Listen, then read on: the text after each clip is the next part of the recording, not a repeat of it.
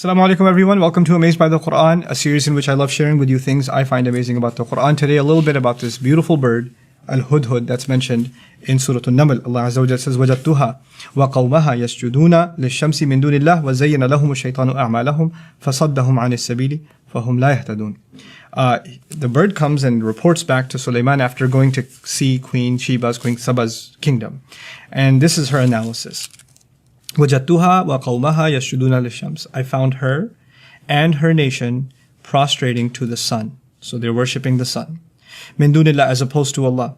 وَزَيَّنَ لَهُمُ الشَّيْطَانُ أَعْمَالَهُم. And shaitan, the devil, has successfully beautified their deeds to them. Meaning this heinous act of worship is a decorated act, and they think it's a spiritual act and a great, profound ritual, etc.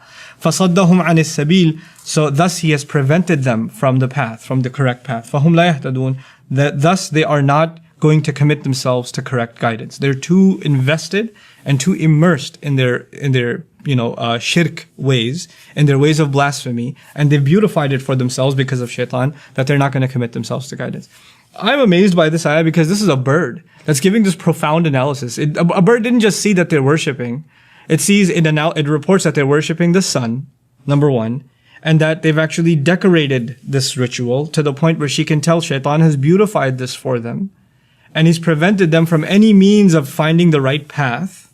There's a really deep insight by a bird. And they're not going to commit themselves to guidance. فَهُمْ لَا يَهْتَدُونَ. What I'm trying to get at is, Allah has put all these creatures that don't have a speech we can understand. Sulaiman alayhi salam is given the ability, mantiq at-tayr, the ability to converse with birds, to be able to communicate with them, and they can communicate with him. What we're learning through that little window that's been opened for us is these creatures, all of them have a language. And all of them they have their own way of recording what we do, what human beings do. Like you have a pet, or you're just driving around, you're driving to some bad place, and there's a bird sitting up on the wires on the street, or on the street light, and it just sees you, it looks towards you. It's a witness, and it's got a pretty detailed account of what you did. It's not just the angels on your sides that are writing it down.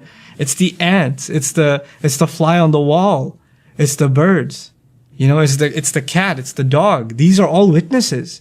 And just because they don't speak now doesn't mean they won't speak on Judgment Day. Subhanallah. Even the way we think about animals and how much they are going to be recording on our behalf has changed just because of this ayah. What more do you need to become conscious of Allah? What did these people that were worshipping the sun, how trivial was it that a bird just flew by? You didn't even think about it. It's just a bird that flew by, and yet it was surveillance from Allah, is what that was. And surveillance to report back to a prophet. And then on the Day of Judgment, when everything becomes a witness, subhanallah. It's not just our own hands, our own feet, but even the animals around us are going to be witness. May Allah Azza wa Jal make us conscious and make us realize the presence of Allah and Allah's full view of all things just by these beautiful examples that He lays out for us.